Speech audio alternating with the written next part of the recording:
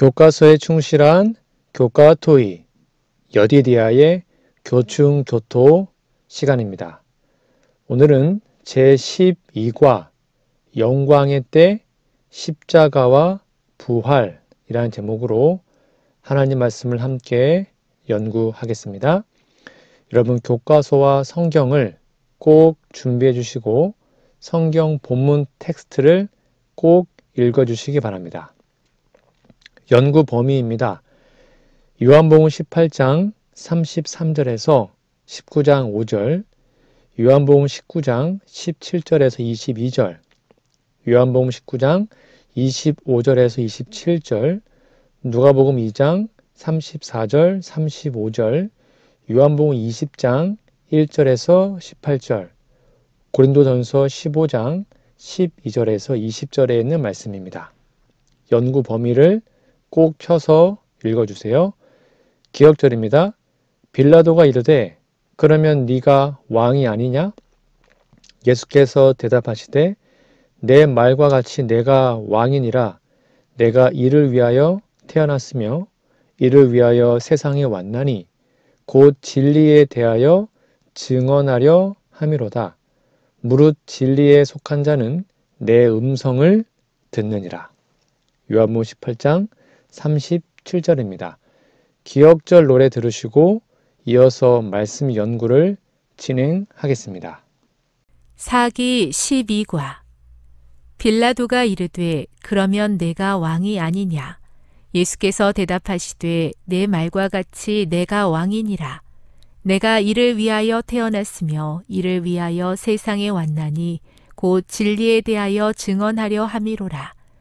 무릇 진리에 속한 자는 내 음성을 듣느니라. 요한복음 18장 37절.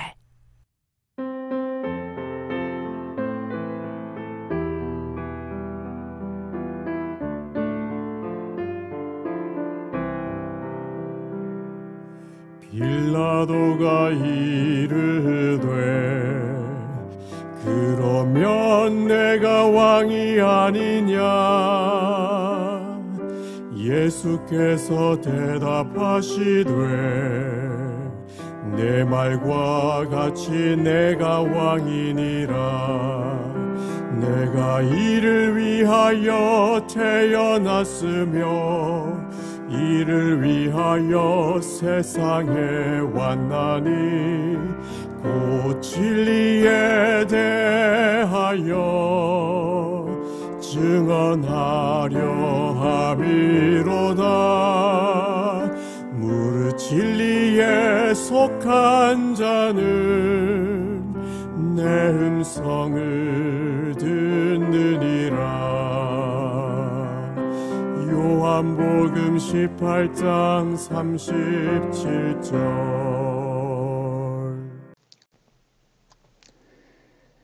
12월 15일 일요일입니다. 제목은 진리가 무엇이냐?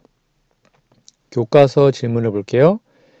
요한복음 18장 33절에서 38절 읽어보라. 빌라도와 예수님은 어떤 대화를 했는가? 오늘 본문 말씀은 꼭 읽어보셔요. 이 대화는 예수님의 왕권과 진리에 대한 깊은 의미를 담고 있는데요. 우선 33절에 빌라도가 질문을 하죠. 네가 유대인의 왕이냐? 라고 묻습니다. 이는 그 당시 예수님이 유대인의 왕이라고 불리며 반란을 꾀한다는 고소에 대한 신문이었죠. 그러자 예수님이 대답하십니다. 34절. 예수님은 빌라도에게 이 질문이 그의 생각인지 아니면 다른 이들로부터 들은 것인지 물어봅니다. 즉 이는 예수님의 왕권이 세속적인 이해와 다름을 말하고 있죠. 35절에는 빌라도의 태도가 나오는데 빌라도는 예수님에 대한 개인적 관심보다는 유대인의 고소를 강조하죠. 네가 무엇을 하였냐라고 다시 묻죠. 36절 예수님이 선언하십니다. 나는 이 세상에 속한 나라를 세우러 온 것이 아니다. 이는 예수님의 왕권이 정치적, 군사적 왕권이 아닌 하늘나라의 영적 왕권임을 선포한 것입니다. 그리고 37절에 보면 예수님은 자신이 왕이라는 사실을 인정하시면서도 그 왕권의 목적이 진리에 대하여 증언하려 함이다라고 말씀하셨죠. 또한 진리에 속한 자는 예수님의 음성을 듣는다고 하십니다. 그러자 빌라도가 묻습니다. 38절, 진리가 무엇이냐? 여러분, 이 대화는 예수님이 단순히 정치적 왕이 아닌 하늘의 왕이시며 진리의 왕이심을 밝히는 중요한 순간입니다. 예수님의 나라는 이 땅의 권력과 힘에 의존하지 않으며 진리를 따라 사는 자들에게만 드러납니다. 빌라도는 진리가 무엇인지 물었지만 진리 자체이신 예수님을 앞에 두고도 진리를 보지 못했습니다. 이는 빌라도가 세속적 이해와 권력에 갇혀 있었기 때문이죠. 빌라도의 질문인 진리가 무엇이냐라는 이 질문은 오늘날 우리에게도 여전히 중요합니다. 예수님의 말씀 여러분 다 아시죠? 내가 곧 길이요 진리요 생명이니 나로 말미암지 않고는 아버지께로 올 자가 없느니라.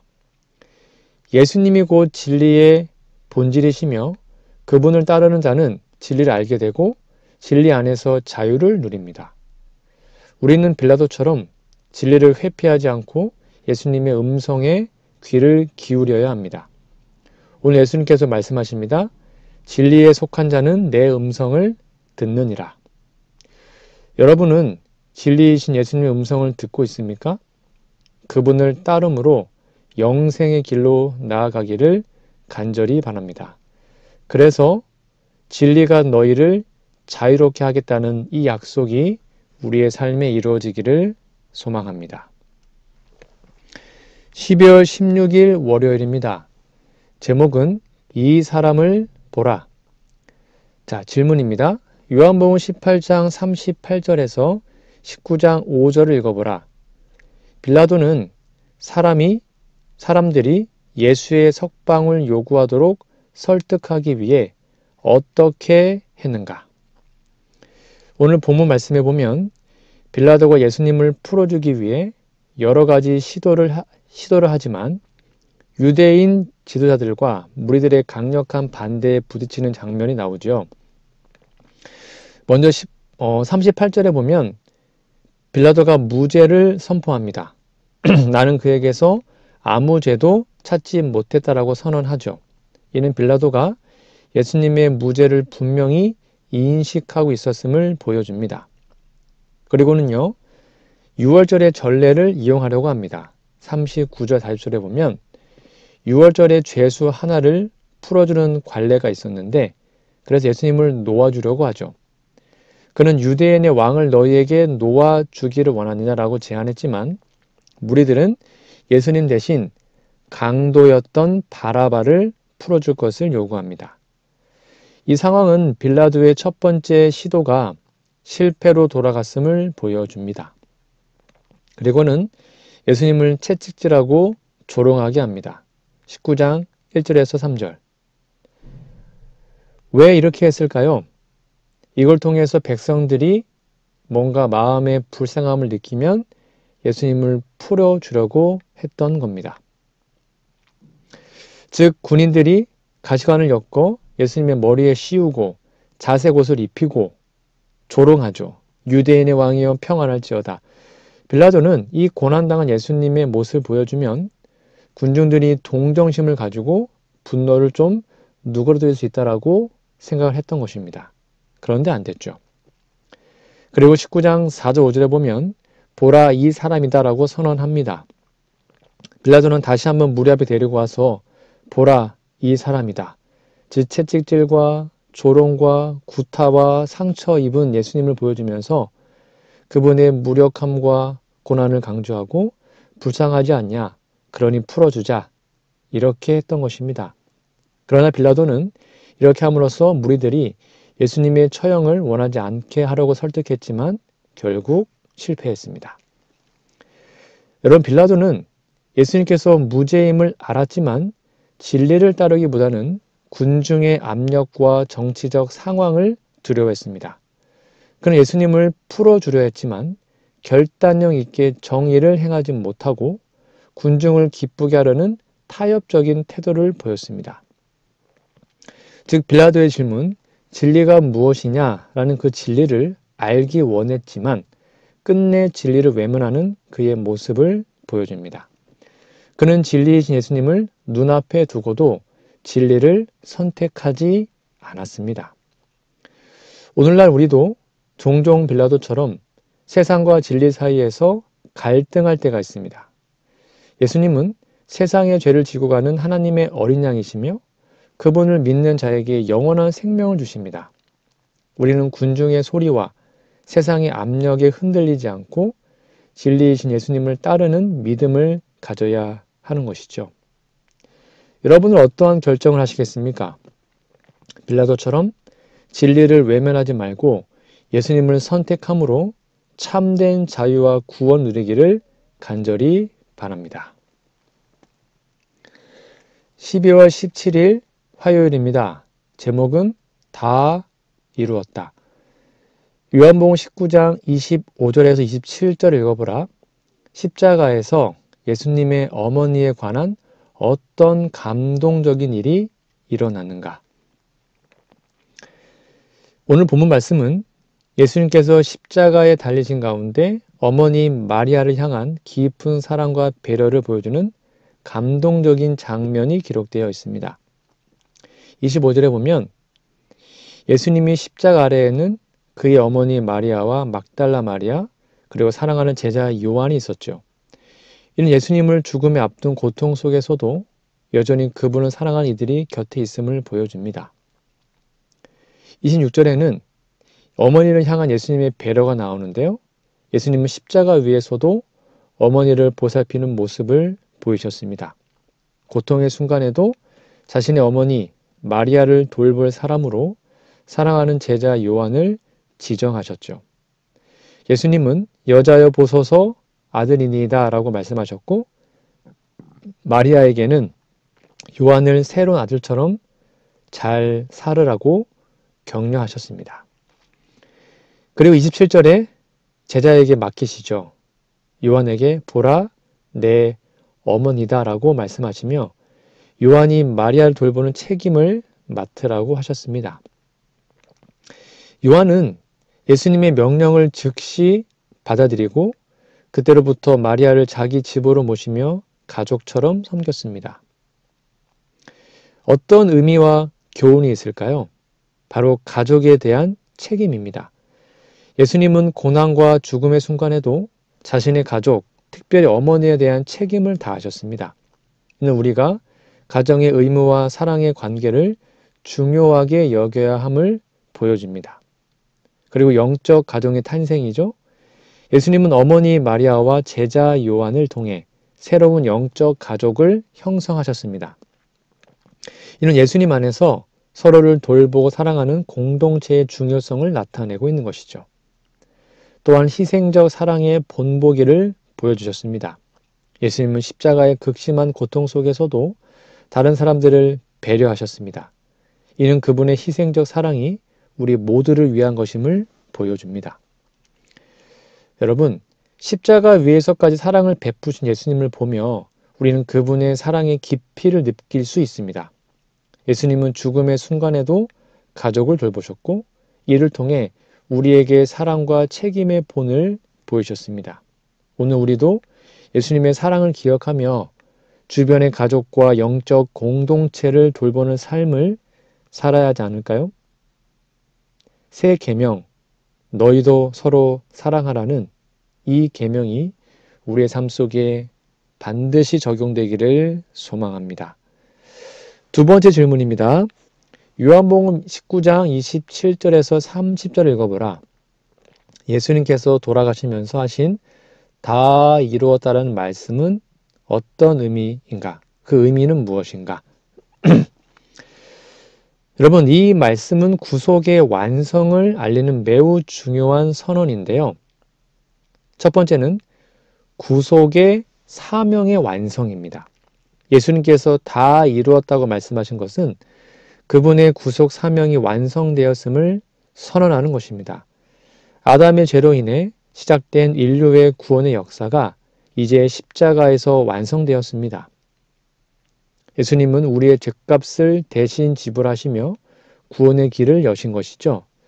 두 번째는 성경 예언의 성취입니다. 예수님은 자신의 고난과 죽음이 성경의 예언을 성취함을 알리셨어요. 예수님의 삶, 고난, 죽음은 모두 구약 성경에 기록된 메시아에 대한 예언과 일치합니다. 그래서 마지막으로 시편 69편 21절에 내가 목마르다 그 예언을 성취하기 위해서 말씀하셨고 이로써 모든 예언이 성취되었기 때문에 다 이루었다라고 말씀하신 겁니다. 그리고 세 번째는 구원의 새로운 길이 열림을 선언하신 겁니다. 예수님의 죽음으로 말미암아 인간과 하나님 사이에 단절된 관계가 회복되었습니다. 성수의 휘장이 찢어진 사건은 예수님의 희생으로 인해 누구든지 하나님께 직접 나아갈 수 있는 길이 열렸음을 상징하는 것이죠. 그래서 히브리서 10장 20절에 보면 하나님께로 나아가는 새롭고 산 길을 우리에게 열어 놓으셨다라고 선언합니다. 그리고 네 번째는 사탄에 대한 승리입니다. 다 이루었다라는 선언은 죄와 사망, 사탄의 권세에 대한 결정적인 승리를 의미합니다. 예수님은 죄의 형벌과 사탄의 속박을 깨뜨리고 인류를 자유롭게 하셨습니다. 어떠한 교훈과 메시지가 있을까요? 예수님의 다 이루었다라는 선언은 우리에게 큰 확신과 소망을 줍니다. 우리는 더 이상 죄의 형벌을 두려워할 필요가 없습니다. 예수님께서 우리를 위해 모든 값을 치르셨기 때문입니다. 우리의 구원은 예수님의 완전한 희생에 의해서 이루어졌으며 우리는 그 은혜로 인해 영생을 누릴 수 있습니다. 예수님께서 십자가에 남기신 마지막 말씀은 구원의 완성을 알리는 승리의 외침이었습니다. 여러분은 이 놀라운 사랑과 은혜를 믿고 있습니까? 예수님께서 모든 것을 이루셨기에 우리는 그분 안에서 참된 평안과 소망을 얻을 수 있습니다. 오늘 예수님의 이 말씀 한번 묵상해 보시기 바랍니다. 그 희생이 바로 우리를 위한 것임을 다시 한번 마음속에 깊이 새기시기 바랍니다. 12월 18일 수요일입니다. 제목은 빈 무덤. 교과서 질문입니다. 요한복음 20장 1절에서 7절 읽어보라. 이 구절에 기록된 내용이 우리에게 중요한 이유는 무엇인가? 자, 이 말씀은 예수님의 부활의 사건의 초기 증거를 기록한 매우 중요한 본문입니다. 이 본문은 예수님의 빈 무덤과 부활의 증거를 통해 우리의 믿음과 소망의 근거를 제공하고요. 기독교 신앙의 핵심을 이루는 구속의 완성을 선포합니다. 첫 번째, 부활의 역사적 증거입니다. 이 본문은 예수님의 부활이 역사적 사실임을 증언합니다. 여러분, 빈 무덤은 부활의 물리적 증거 중에 하나이며 무덤 속에 남아있는 세마포와 머리수건은 예수님의 몸이 부활하여 다시 살아났음을 보여줍니다. 이는 단순한 영적 부활이 아니라 실제로 육체적 부활임을 의미합니다. 두 번째는 구속의 완성인데요. 예수님의 부활은 죄와 사망의 권세를 이기신 결정적인 승리를 의미합니다. 부활이 없었다면 십자가의 희생은 미완성의 사건으로 남아 있었을 겁니다. 왜냐하면 고린도전서 15장 17절에 보면 그리스도께서 다시 살아나지 못하였다면 너희의 믿음도 헛되고 너희가 여전히 죄 가운데 있을 거다라고 기록되어 있기 때문이죠. 즉 부활을 통해 우리는 죄에서의 자유와 영생의 소망을 얻게 됩니다. 세 번째는 믿음과 소망의 근거입니다. 빈 무덤과 부활의 증거는 제자들에게 믿음을 새롭게 하는 계기가 되었으며 우리에게도 동일한 소망과 믿음의 근거를 제공합니다. 예수님의 부활은 죽음을 이긴 생명의 약속이자 그분의 모든 말씀이 진실임을 확증하는 사건입니다. 또한 막달라 마리아와 제자들은 부활의 첫 증인들이었죠. 이는 부활의 소식이 모든 사람들에게 전해질 사명이 있음을 나타냅니다. 예수님의 빈 무덤은 오늘날 우리를 향한 초청이기도 하죠. 여러분, 빈 무덤은 소망의 상징입니다. 우리가 고난과 어려움을 겪을 때 예수님의 부활은 삶의 새로운 시작과 승리를 약속합니다. 믿음을 행동으로 옮기십시오. 제자들처럼 우리도 부활의 소식을 확인하고 그것을 세상에 전하는 삶을 살아야 합니다. 빈 무덤은 단지 과거의 사건이 아니라 오늘날 우리의 삶에 실질적인 소망과 변화를 가져옵니다. 예수님은 부활을 통해 죄와 사망을 이겼으며 우리에게 영생의 소망을 주셨습니다. 여러분은 이 놀라운 소식을 믿고 받아들이고 있습니까? 나는 부활이요 생명이니 나를 믿는 자는 죽어도 살겠고, 오늘 이 시간 부활하신 예수님을 믿음으로 받아들이고 그분 안에서 참된 생명과 소망이 있다는 사실을 마음속에 깊이 경험하게 되기를 간절히 바랍니다. 밑에 있는 두 번째 질문입니다. 요한복음 20장 8절에서 10절 읽어보라. 얼굴을 덮었던 천이 개어져 있었던 것은 무엇을 의미하는가?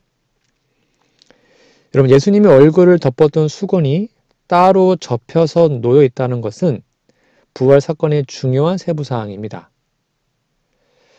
자, 얼굴 수건이 접혀 있었다, 개어져 있었다. 이것이 바로 부활이 질서 있는 사건임을 나타내는 것인데요. 예수님의 얼굴을 덮었던 수건이 따로 접혀서 놓여 있다는 것은 무덤에서 일어난 일이 갑작스럽고 혼란스러운 사건이 아니라는 점을 보여줍니다. 이는 예수님의 부활이 질서와 의도 속에서 이루어진 하나님의 계획임을 나타냅니다. 그리고 부활의 증거로서의 세부사항이 있는데요. 만약에 무덤이 시체가 도둑 맞았거나 제3자가 개입했다면 세마포와 수건 이처럼 깔끔하고 정돈된 모습으로 남아있지 않았을 겁니다. 이 세부사항은 예수님의 부활이 실제로 일어난 사건임을 증거합니다. 전통적으로 유대 문화에서는 식사 자리에서 접힌 수건이 내가 다시 돌아올 것이다 라는 의미를 가지고 있다고 합니다. 예수님께서 부활하신 후에 다시 오실 것을 암시하는 상징적인 메시지로도 해석될 수 있습니다. 또한 이 개어져 있는 것은 믿음의 시작점이 되었습니다. 이 장면에서 제자 요한은 빈 무덤과 접힌 수건을 보고 예수님의 부활을 믿었습니다. 그게 8절에 나오죠. 예수님의 부활이 단지 눈에 보이는 외적 증거만이 아니라 믿음을 통해 이해되고 받아들여지는 사건임을 보여주고 있습니다. 여러분, 제자들이 빈 무덤과 수건을 통해 예수님의 부활을 이해하고 믿음을 갖게 된 것처럼 우리도 하나님의 말씀과 성령의 인도를 통해 믿음을 키워가야 합니다. 하나님은 혼란 가운데서 질서를 이루십니다. 접힌 수건은 하나님의 섭리와 계획이 혼란 속에서도 명확하게 이루어지고 있음을 상기시켜 줍니다. 부활의 증거는 오늘날에도 유효합니다. 성경은 부활의 물리적 증거를 기록하고 있으며 이런 기록은 믿음을 더해주는 것이죠.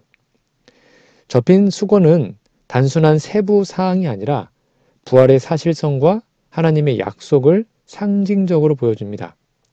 여러분은 이 부활의 메시지를 믿고 계시는지요? 예수님의 부활이 바로 우리의 부활이 될 수 있음을 꼭 믿고 살아가는 우리 모두가 되기를 간절히 바랍니다. 12월 19일 목요일입니다. 제목은 예수님과 마리아. 자, 교과서 질문 볼게요. 요한복음 20장 11절에서 13절 읽어보라. 막달라 마리아가 여전히 빈 무덤의 의미를 이해하지 못한 것을 보여주는 어떤 일이 일어났는가? 이 막달라 마리아가 여전히 빈 무덤의 의미를 이해하지 못하고 슬퍼하는 모습이 나옵니다. 이 본문은 그녀의 슬픔과 혼란을 통해 예수님의 부활의 의미를 깨닫는 과정이 얼마나 개인적이고 감정적인 여정인지를 드러내는데요. 마리아는 오해했죠. 빈 무덤의 의미를 부활로 연결시키지 못했습니다. 마리아는 무덤이 비어있는 것을 보았음에도 이를 예수님의 부활로 받아들이지 못했습니다. 그녀는 누군가 예수님의 시신을 옮겼다고 생각하며 깊은 슬픔에 빠져 있었죠. 이는 그녀가 예수님의 부활에 대한 예언을 온전히 이해하고 있지 못했음을 보여주는 것입니다. 요한복음 20장 9절 볼까요? 그들은 성경에 그가 죽은 자 가운데서 다시 살아나야 하리라 하신 말씀을 아직 알지 못하더라. 또한 천사들의 메시지조차도 이해하지 못했습니다. 두 천사가 나타났죠. 그리고 마리아에게 왜 우냐라고 물었죠. 그녀는 여전히 자신의 슬픔에 갇혀 예수님의 부활의 가능성을 전혀 떠올리지 못했습니다. 이는 그녀의 믿음이 아직 부활의 의미를 온전히 붙잡지 못했음을 나타내고 있는 것이죠. 마리아는 예수님이 육체적으로 부활했다는 것을 알지 못한 채 단지 시신이 없어진 사실에만 집중하고 있었습니다. 우리의 믿음도 때로는 어떠한 육적인 현실에 갇혀서 영적인 진리를 놓칠 수 있음을 상기시켜줍니다. 여러분, 믿음의 부족은 이해의 부족에서 옵니다. 마리아는 예수님의 부활에 대한 예언을 이해하지 못했기 때문에 빈 무덤의 의미를 부활로 연결시키지 못했습니다. 그래서 우리는 성경 말씀을 깊이 묵상하고 이해함으로써 믿음을 키워야 합니다. 또한 하나님은 우리의 슬픔 속에서도 일하십니다. 마리아는 깊은 슬픔 가운데 있었지만 바로 그 순간에도 하나님은 그녀의 곁에서 일하고 계셨습니다. 우리의 고통과 혼란 속에서도 하나님은 우리에게 다가오십니다. 또한 영적인 깨달음은 점진적으로 온다는 것입니다. 마리아는 즉각적으로는 부활의 진리를 깨닫지 못했지만 천사들과 나중에 예수님을 만나는 경험을 통해 점차 부활의 의미를 이해하게 되었어요. 믿음과 깨달음은 때로는 시간이 걸리는 과정임을 기억해야 합니다. 막달라 마리아는 처음에는 빈 무덤의 의미를 이해하지 못했지만 그녀의 슬픔 속에서 하나님은 부활의 기쁨을 허락하셨습니다. 오늘날 우리도 삶의 어려움 속에서 하나님의 역사와 은혜를 온전히 깨닫지 못할 때가 있습니다. 그런 예수님은 여전히 우리 곁에서 일하고 계십니다. 예수님께서 부활하셨습니다. 이 사실을 꼭 기억하시기 바랍니다. 밑에 있는 두 번째 질문입니다. 요한복음 20장 14절에서 18절 읽어보라. 무엇이 마리아의 상황을 완전히 바꾸어 놓았는가? 어떤 상황이었죠? 바로 예수님과의 만남 때문입니다. 그녀는 예수님의 부활을 처음에는 깨닫지 못했지만 예수께서 그녀를 부르시고 그녀의 상황을 전환시키신 겁니다. 마리아는 예수님의 시신을 찾고 있었고 예수님이 부활하신 사실을 저는 이해하지 못했습니다. 그녀는 예수님을 동산지기로 착각하며 그 예수님을 옮겼다고 생각했지만 예수님께서 그녀를 부르셨죠. 마리아야. 그러자 그녀는 예수님을 알아보게 되었습니다. 이 순간 마리아는 예수님이 살아계심을 깨닫고 그녀의 절망적인 상황은 기쁨으로 순식간에 바뀌었습니다. 여러분, 예수님이 그녀를 부르셨을 때 그녀는 더 이상 예수님이 죽은 분이 아니라 살아계신 주님을 만난 것이죠. 마리아는 예수님의 시신이 없어져서 크게 슬퍼하고 있었습니다. 그러나 예수님을 만난 후 그녀는 더 이상 슬퍼하지 않고 기쁨과 확신을 가지고 예수님의 부활을 증언하게 되었습니다. 예수님과의 만남은 그녀의 슬픔을 기쁨으로 바꾸었고 그 순간부터 그녀는 변화된 존재가 되었던 것이죠. 예수님은 마리아에게 부활의 사실을 알리셨고 이 소식을 제자들에게 전하라고 명하셨습니다. 이 명령은 마리아에게 주어진 중요한 사명이었고 그녀는 예수님 만난 후 그 소식을 전하는 믿음의 증인이 되었습니다. 예수님은 내 형제들에게 가서 내가 아버지께로 올라간다 하여 너희의 하나님이요 나의 하나님이라라고 그녀에게 사명을 맡겨주셨습니다. 여러분, 우리는 예수님의 부르심에 응답해야 합니다. 마리아는 예수님의 부르심을 듣고 그분을 알아보았습니다. 우리 예수님의 음성에 귀 기울이고 그분의 부르심에 응답해야 합니다. 예수님은 우리에게도 개인적으로 다가오셔서 우리의 삶을 변화시켜 주시는 것이죠. 두 번째는 슬픔이 기쁨으로 바뀌는 만남임을 기억해야 합니다. 예수님과의 만남은 우리의 슬픔을 기쁨으로 바꾸는 능력을 갖고 있습니다. 우리가 예수님을 만나고 그분의 부활을 믿을 때 우리의 삶은 변화되고 새로운 소망을 갖게 됩니다. 또한 세 번째는 부활의 메시지를 전하는 사명이죠. 마리아는 예수님을 만나고 부활의 메시지를 제자들에게 전하는 사명을 받았습니다. 우리도 이 세상에서 예수님의 부활을 전하는 중요한 사명을 가지고 있습니다. 우리의 삶을 통해 그분의 사랑과 구원의 소식을 전해야 합니다. 여러분, 마리아는 예수님과의 만남을 통해 자신의 상황이 완전히 변했습니다. 예수님께서 부활하시고 우리와 함께 한다는 사실을 이 진리를 깨닫고 그녀는 그 소식을 세상에 전하는 사명을 받았던 것이죠. 오늘 우리도 예수님을 만나면 삶의 모든 어려움과 슬픔이 기쁨으로 바뀔 수 있습니다. 예수님의 부활의 능력을 믿고 그분과의 관계 속에서 새로운 삶을 시작하는 우리 모두가 되기를 간절히 바랍니다. 오늘 저는 제12과 영광의 때 십자가와 부활이라는 제목으로 하나님 말씀을 함께 나누었습니다. 여러분, 교과서 연구 범위 본문을 꼭 읽어주시고 기억절도 외워주시면 감사하겠습니다. 다음 주는 벌써 13과네요. 맺은 말, 예수님과 하나님의 말씀을 아는 것이라는 제목으로 귀한 교과 토요일을 진행하겠습니다. 우리 기도하고 마치겠습니다.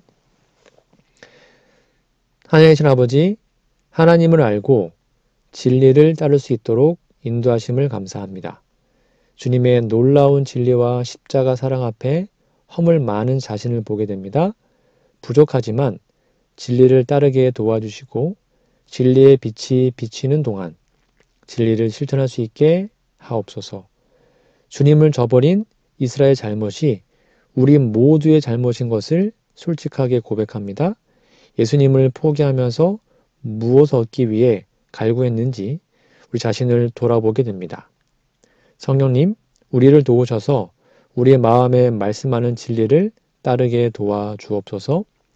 십자가의 고귀한 희생으로 주께서 우리를 위해 모든 것을 다 이루셨음을 기억하게 도와주옵소서.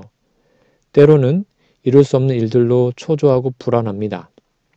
주님 없이는 부족하지만 우리를 위해서 완성하신 구원을 바라보며 용기를 가지게 하옵소서. 십자가의 고난 뒤에 부활하시고 소망의 약속을 주셔서 감사합니다. 주님의 십자가의 고난과 비교할 수 없지만 우리의 삶에도 많은 고난이 있습니다. 주님이 주신 부활의 소망을 가지고 오늘을 살아가니 저희의 마음을 그리고 발걸음을 인도하여 주옵소서. 주여, 저희가 최선을 다하고 노력하지만 여전히 세상에는 애통해하는 수많은 사람들이 있습니다. 오직 주님만이 그들의 상황을 바꾸실 수 있고 소망을 주실 수 있습니다. 기도하오니 그곳에 함께하여 주시고 위로와 소망을 주시옵기를 예수님의 이름으로 간절히 기도합니다. 아멘.